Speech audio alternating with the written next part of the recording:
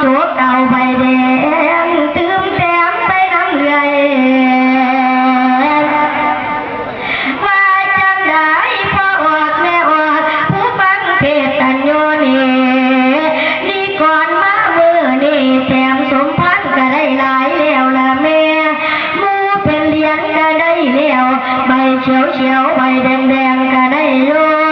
แต่ว่าซอยอยู่ข้อมูนั้นทางให้จะเป็นอย่างไปเทศบ้านไหนว่าเคยได้จักเสียดอกกันว่านั่นอีเมได้ตั้งแต่ปัจจัยนั่นล่ะแต่ว่ามาเทศบ้านของเฮาดอกมือนี้ได้ข่าวว่าพ่อออกแม่ออกกันทะลักใจสะปวดแท้แท้ทั้งซอยเนี่ยเป็นหยัง